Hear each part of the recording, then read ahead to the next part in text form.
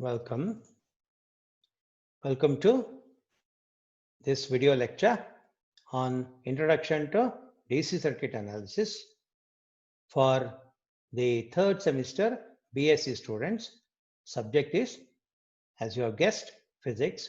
Paper is Physics 301, Electricity and Magnetism. In this session, we are going to look at the Ohm's law, the disadvantages of Ohm's law as a network solving tool, and look at certain other aspects of network analysis. Before that, we would go to see what is the learning outcome for the entire chapter. Now, after completing this entire chapter, we expect to be able to state and understand Kirchhoff's laws, use the Kirchhoff law based methods for circuit analysis, learn about ideal voltage and current sources, be able to interconvert them, state the network theorems, and apply the network theorems such as Thevenin's theorem, Norton's theorem, superposition theorem, and the reciprocity theorem to solve electrical networks. Then study the maximum power transfer theorem to understand the conditions under which maximum power is delivered to a load. Then understand the principle of duality and also be able to solve problems on all of these topics. As far as this session is concerned, after completing this session, we should be able to realize the limitations of the Ohm's law as a network solving tool, appreciate the significance of various network theorems, understand the concepts of voltage sources and current sources, and be able to distinguish them. Also, the idea will be to answer some MCQs. Now, circuits can be analyzed using Ohm's law, we know, and when we do that, we will be either treating the components as connected in series or connected in parallel as admissible. If some combinations of series resistors, some in parallel are found, again, for each part of such a network, we apply the relevant rule. When we do so, we use the formula RS is equal to R1 plus R2 plus R3, and 1 by Rp is equal to 1 by R1 plus 1 by R2 plus 1 by R3 usually. If there are n such resistors in a combination, you can extend both the results to all the n such resistors. What happens is, if the number of components becomes very large, then application of Ohm's law becomes difficult. Secondly, there are circuits such as the network bridge circuits, for example, the Wheatstone's network, in which the components are connected neither in series nor in parallel. So, Ohm's law simply cannot be applied. Now, I have taken here a simple combination of 7 resistors just to illustrate the idea that application of Ohm's law becomes tough as number of components increase. Now, here I have 2 resistors in parallel. Here I have 3 resistors in parallel, R5 and R6. You reduce them using the formula for combination of resistors in parallel into one single. These 3 again you reduce to one single equivalent using the same formula. Then you will have 2 resistors in series, reduce them to a single one using the series combination. Then there will be 2 resistors in parallel. Again, solve using formula for parallel combination of resistors. Then ultimately you will get 2 resistors in series, which you can again solve using the formula for series combination. Now, these are the steps involved in a relatively simple problem like this. Practical circuits are more complicated with more components. So, even if possible, the application of Ohm's law to analyze an electrical network becomes tedious if the number of components is large. And as I told you, if it's a circuit with a different topology, like the Wheatstone's network, You cannot simply apply the Ohm's law. Then what we do? We use Kirchhoff law based methods such as the branch current method and the mesh current method. These Kirchhoff law based methods are very general and they can help you to solve the complete network. But the trouble arises that in most cases, we are not interested in the solution of the entire network. We are only interested in a part of the network because we want to supply maximum power to that point, or if there is any trouble, for troubleshooting. Whenever we are involved in such a thing, what we would like to do, or our cause will be greatly helped if we can treat the rest of the network as a black box. A black box consisting of a single voltage and a single resistance in series, or a black box consisting of a current source and a resistance in parallel. What helps us to do this, particularly in a linear bilateral network? By linear, I mean the components obey the Ohm's law. By bilateral, I mean if you were to drive the circuit from the opposite end, the components connected will still carry the same current. Now, if such a network is there, the formulae that allow us to take this liberty of treating the rest of the network as a black box consisting of a voltage source and a resistance, or a current source and a resistance, are the Thevenin's theorem and the Norton's theorem. So these two help us to greatly reduce the task at hand, complexity of the task at hand. Then we know that there is a principle of superposition which can be used in several fields of physics and engineering. It helps us, for example, in wave theory, any two waves, they can be superposed and their net response studied by treating each one to be producing its own disturbances in the medium irrespective of the other, as if the other did not exist. And then we add up the two responses linearly. Similarly, here we have a bilateral linear network. If it is energized by several voltage and current sources, then it is possible to treat the circuit to be energized at a time by one source, others being silent, not acting, and add up the responses of each such source to get the total final response. That is, or that facility rather, is provided to us by the superposition theorem. Similarly, we have the reciprocity theorem, we have the duality principle we can use for specific applications. And more than anything else, the very important idea is whenever we are connecting a load across a source, we are expecting some useful work to be done. Therefore, we would like the supply to transfer maximum power to the load. The conditions under which a load supplies a source supplies maximum power to a load, we can understand by means of the power transfer theorem. So, these are some of the motivations for studying the various network theorems. I wanted to establish this point before directly going on to the network theorems.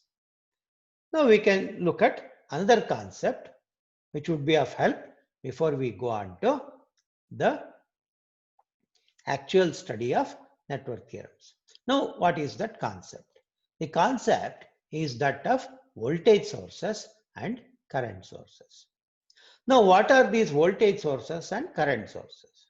After all, any circuit is energized by a power supply which gives us both voltage and current. Then why is it that we are talking of voltage sources and current sources? Basically, what is energy source? An energy source electrically is simply a source or a device which converts some other form of energy into electrical energy. Therefore, it becomes an active component in a given network, energizing the network. Now, if you were to specifically name them as voltage sources or current sources, what is the condition or what is the reason? What actually happens is, if you connect a supply across a load, or rather a load across a supply to be more correct, the supply gives a voltage, a rated voltage and a rated current. Now what happens is, many a time if every source has an internal resistance that we are very much aware of. So whenever you have a situation where the internal resistance of the source is small and the load resistance is large, the energy supply behaves in such a way that even if the current drawn significantly changes, it keeps the output voltage across the load terminals nearly constant. Therefore, you call such a source as a constant voltage source or simply voltage source. In many a case, what happens? If the internal resistance of the source is very large compared to the load resistance, the source exhibits the opposite kind of behavior. Irrespective of what voltage appears across the load terminals through the device, it will supply always the same current. Then you call it as a constant current source. So this is a classification for convenience. Now, to formally define a voltage source is a two-terminal device whose voltage at any instant is constant and is independent of the current drawn from it.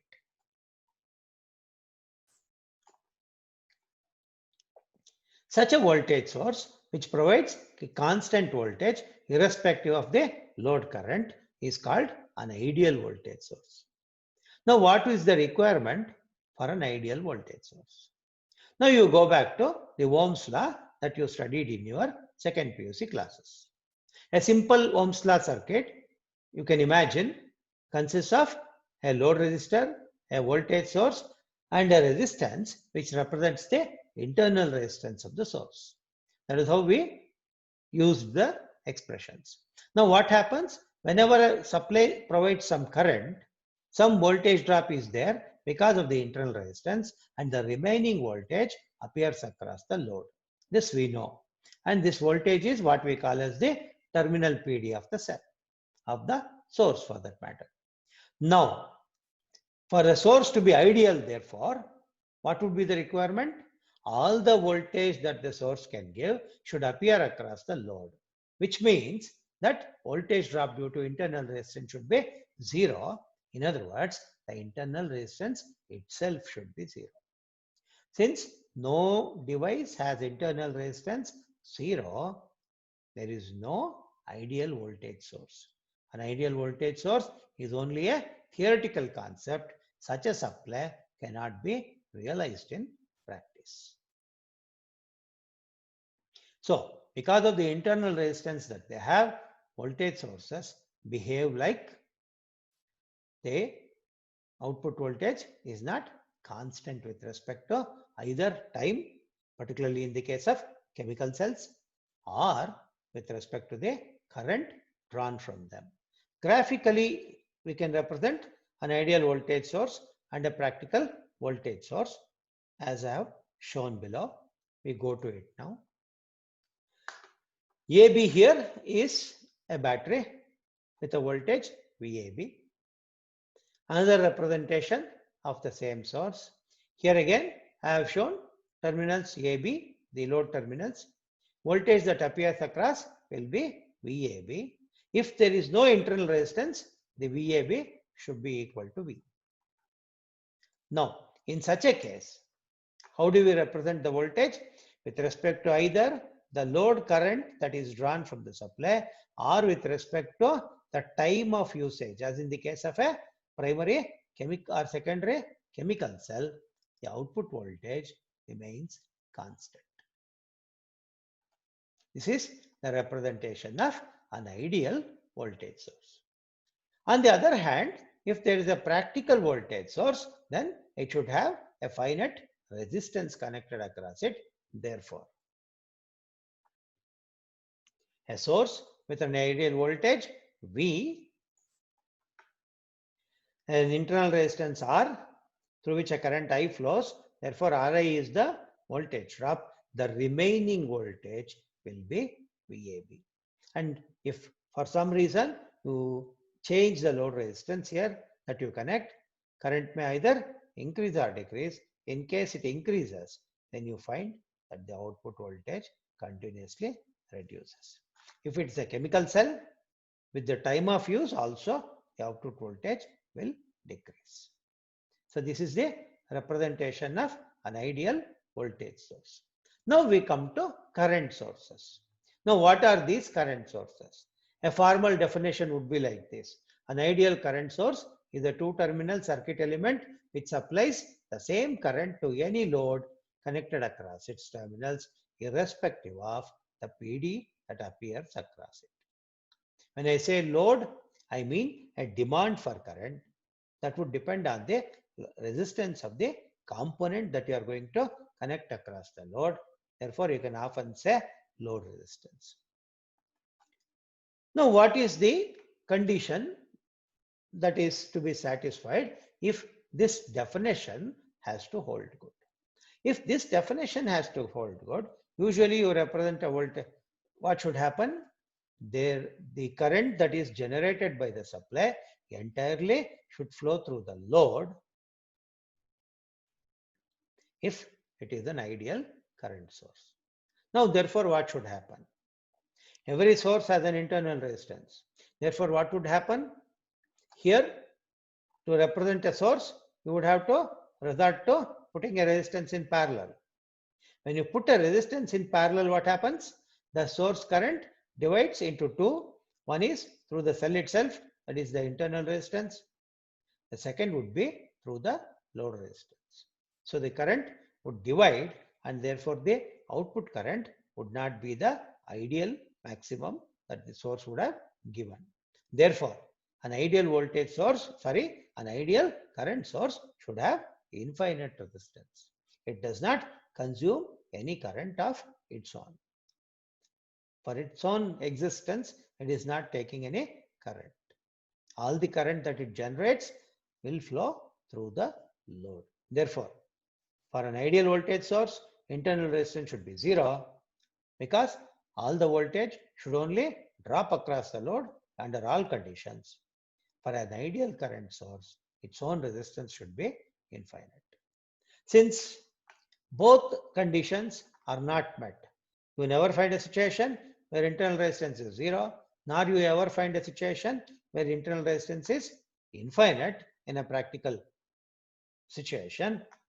An ideal current source is also a theoretical concept, cannot be realized in practice.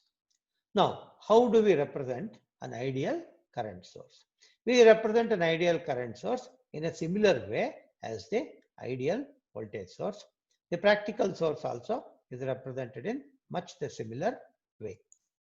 Now, this is a current source providing us with a current I in the direction shown. This is again another representation. AB is the load terminal. If you connect a load resistance across it, then if it's an ideal source, all the current will flow through that load resistance. In such a case, irrespective of what voltage appears across AB or for how much time the supply has been used, the current supplied by the cell is always a constant. The current supplied by the source is always a constant. Now, if it is a practical source, then what happens? It has to have some internal resistance. The internal resistance you generally represent it in parallel.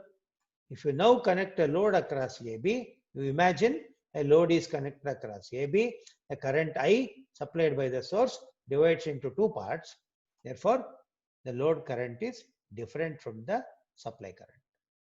In such a case, with either voltage that is appearing across the load terminals or with respect to the time for which you have used the supply, you will find output current continuously decreasing. This is the graphical representation of a practical voltage source, current source, while this is the representation of an ideal current source. Now, with this, we come to the end of the discussion as far as today's session is concerned. Now, what we can do is we first recall what we have studied in this session and then try the MCQs. First, we reviewed the Ohm's law based method for solving electrical networks.